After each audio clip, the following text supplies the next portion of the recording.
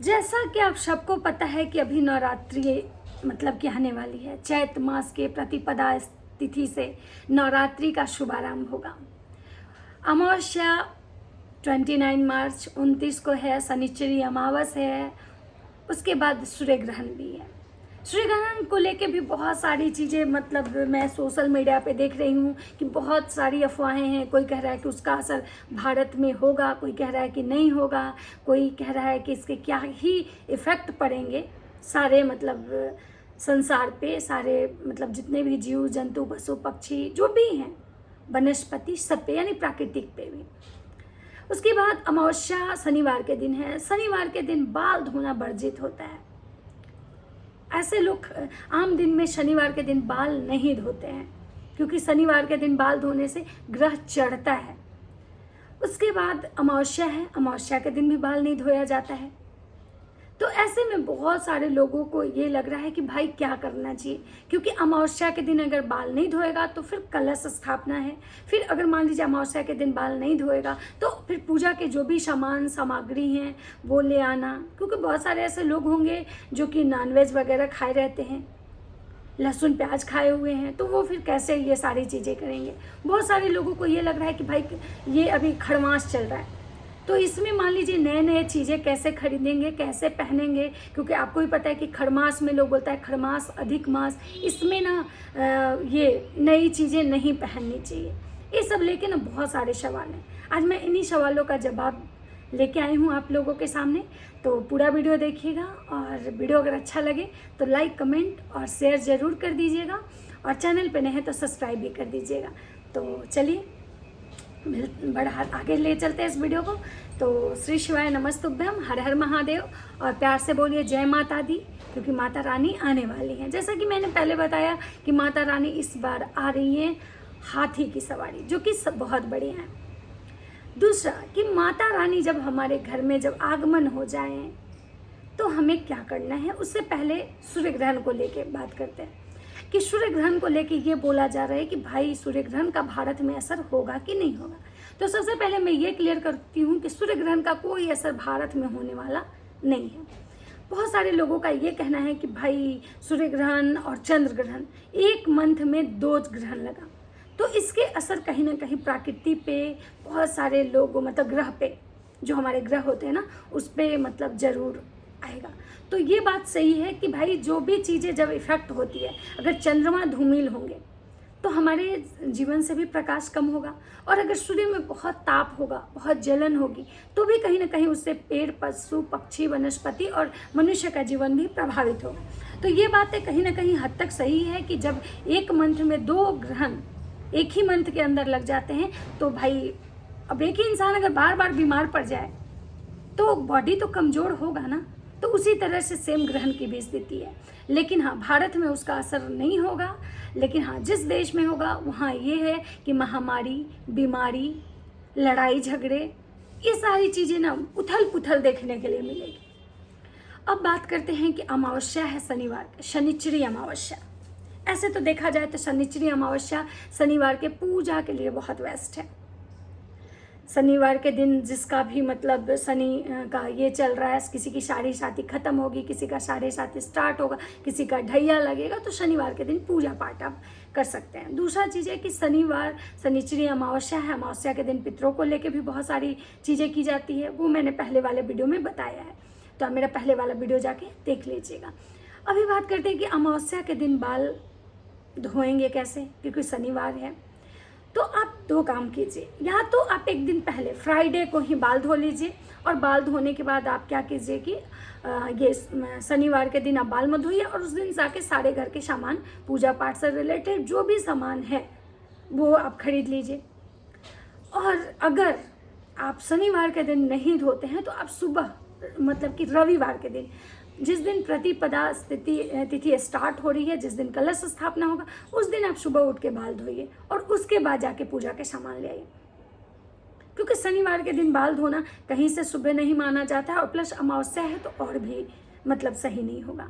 दूसरी चीज़ कि मतलब पूजा का सामान जो है कि हम नया लाएं, जैसे किसी को मंदिर लेना होता है, किसी को मतलब फ़ोटो लेना है भगवान का, बहुत घर ऐसे होते हैं जहाँ फ़ोटो ख़त्म हो जाते हैं, नहीं होते हैं, तो लेना है तो आप बिल्कुल ले सकते हैं, क्योंकि नवरात्रा में माता से रिलेटेड चीज़ें ही बिकती है भाई, और सब कुछ उनको नया चुंदरी, नया माला, नया ये सब कुछ नया नया चढ़ाया जाता है, तो आप बिल्कुल ला सकते हैं। इसमें कोई नहीं, आप मंदिर भी बदलना चाहें तो बदल सकते हैं, लेकिन अगर मतलब ये है तो अगर पुरानी फ़ोटो है तो आप उसको पोंछ के काम चला लीजिए, कोई ज़रूरी नहीं कि नया ही लेना है। लेकिन अगर आपको लेने का मन है तो आप पहले वाले फ़ोटो को अच्छे से लाल कपड़े में ये करके विसर्जन कर दीजिए, उसके बाद आप नया फ़ोटो रख के आप पूजा कर लीजिए। उसके बाद कि पूजा में क्या करना है, क्या क्या चढ़ाना है भगवान को। तो एक बात, माता जी को दुभ मत चढ़ाइए, माता जी को तुलसी मत चढ़ाइए। बहुत सारे ऐसे फूल हैं जैसे कलेड़ के हो गए, उसके बाद ये जो शंकर भगवान को जो चढ़ाते हैं ना धतूर वथूर, ये सब मत चढ़ाइए। बाकी चढ़ाइए वो जो होता है शिवलिंगी, उसके बाद लाल फूल चढ़ाइए, माता को बहुत पसंद है। उसके बाद भोग में है कि माता को मतलब जितना, एक तो कि आप कुछ भी का भोग लगाएं, कोई भी मतलब फल लगाएं, ताजे फल का भोग लगाएं, एक नारियल ज़रूर रखें भगवान के पास पानी वाला।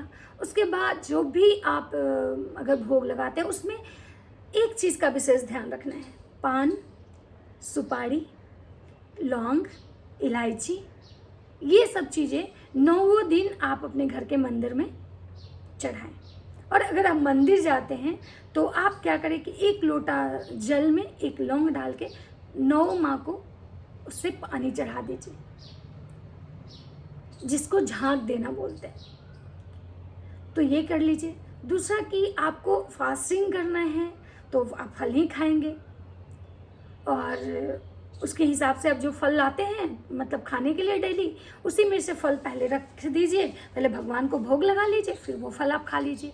अगर आप कुछ मीठा बना के खाते हैं तो उसमें भी आपको वही करना है, कुछ मीठा बना लीजिए, जैसे कि हलवा मत बनाइएगा। ऐसे बोला जाता है कि एक तो कि ऐसे भी पूजा पाठ में हलवा नहीं बनाना चाहिए, हलवा हराम होता है, लेकिन इस पूजा पाठ में तो आपको हलवा बिल्कुल नहीं बनाना है, क्योंकि जब हम कन्या भोज करते हैं, कन्या पूजन करते हैं, तो उस दिन जाके हम हलवा बनाते हैं, पूड़ी बनाते हैं। तो आपको जो जो चीज़ उस दिन कन्या भोज में हम यूज करते हैं ना, वो आपको नहीं बनाना है। पूड़ियाँ नहीं तलनी है, मतलब कढ़ाई तो आपको चढ़ाना नहीं है, मतलब सब्जी बना सकते हैं मतलब, लेकिन जो तलने वाला चीज़ है, छौंक लगा सकते हैं लेकिन तलना नहीं है।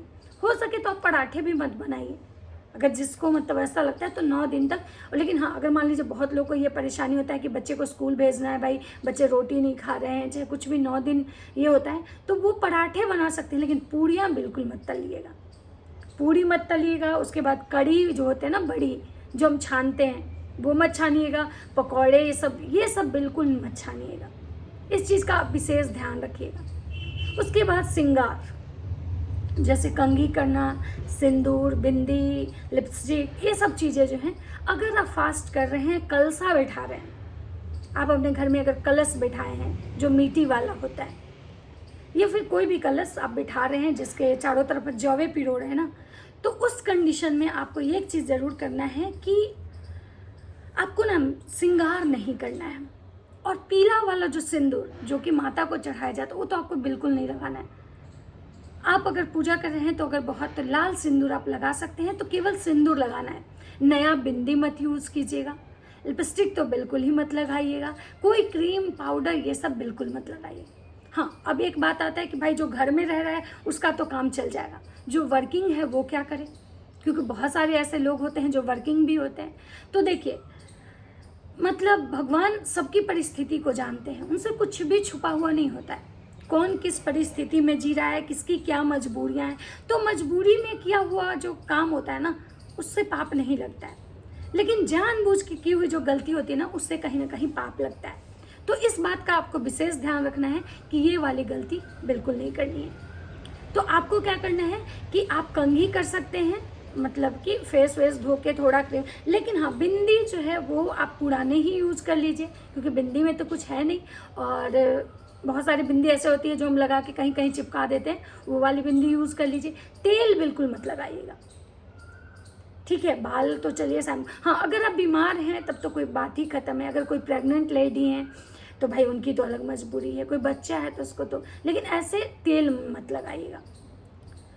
और बाकी मतलब कोशिश कीजिएगा जितना चीज़ मतलब कम हो सके वो आप कर लीजिएगा। उसके बाद आपको ये सारी चीज़ें कर लेनी है। उसके बाद क्या करना है कि जैसे प्रेग्नेंट लेडी है, बहुत सारी प्रेग्नेंट लेडी हैं, वो नवरात्रा के 9 दिन वो पूजा पाठ करना उनको भी अच्छा लगता है। तो एक तो कि वो औरत लोग को चाहिए कि एकदम अर्ली मॉर्निंग, जितना सुबह जल्दी से जल्दी पूजा कर लेंगी उतना ही जल्दी वो कुछ खा लेंगी। फास्ट बिल्कुल नहीं करें। ऐसे जो भी लेडीज़ हैं जिनकी प्रेगनेंसी चल रही है या जो कंसीव की हुई हैं या जिनकी तबीयत मतलब, क्योंकि देखिए भगवान श्रद्धा से खुश होते हैं, वो भाव के भूखे हैं, उनको बहुत ज़्यादा कुछ दिखावा नहीं पसंद है। तो माता रानी को ज़्यादा दिखावा नहीं पसंद है, तो आप बस ये काम कर लीजिए, डेली बस नहाइए धोइए, फ्रेश कपड़े पहनिए और पूजा पाठ कर लीजिए। अब है कि भाई उपवास कैसे, तो देखिए अगर हो सके तो फल पे, नहीं हो सके तो आप सेंधा नमक पे भी बना के खा सकते हैं शुद्धता के साथ। हाँ, कोशिश यही कीजिए कि जो लोग उपवास कर रहे हैं, फल पे हैं, फ्रूट्स खा रहे हैं, वो बाहर की चीज़ों को थोड़ा अवॉइड करें। जैसे बाहर वो रियल वगैरह वाला जो जूस आता है उसको ना पिए, ना मतलब ऐसे घर में जूस निकाल के पिए। दूसरा चीज़, खट्टा चीज़ को बिल्कुल, अगर आप 9 दिन के नवरात्र पे हैं, फास्ट कर रहे हैं, तो खट्टे फल का यूज़ नहीं करें और ना ही माता को भोग लगाएं खट्टे चीज़। क्योंकि खट्टे चीज़ अगर आप भी खाते हैं तो एक क्या होगा कि आपको एसिडिटी होगी, क्योंकि खाली पेट है और माता को भी खट्टी चीज़ें नहीं पसंद है। तो ये सब कुछ चीज़ें हैं जिसको आप ध्यान में रखें और बस श्रद्धा और भाव से पूजा कीजिए। माता भाव की भूखी हैं, उनको दिखावा कुछ नहीं चाहिए। उसके बाद एक दिन पहला या अष्टमी 2 दिन भी आप करते हैं तो बहुत है, और अगर हो सके तो 9 दिन कीजिए। तो यथाशक्ति वथा भक्ति, बाकी इसमें कुछ नहीं है। तो चलिए इस वीडियो को यहीं पे विराम देते हैं, मिलते हैं नेक्स्ट वीडियो में। वीडियो अच्छा लगे तो लाइक कमेंट और शेयर ज़रूर कर दीजिएगा, ताकि मुझे भी थोड़ी सी हिम्मत मिले और मैं ऐसे ही आगे नेक्स्ट वीडियो लेके आती रहूँ। तो चलिए सबको राधे राधे, श्री शिवाय नमस्तु।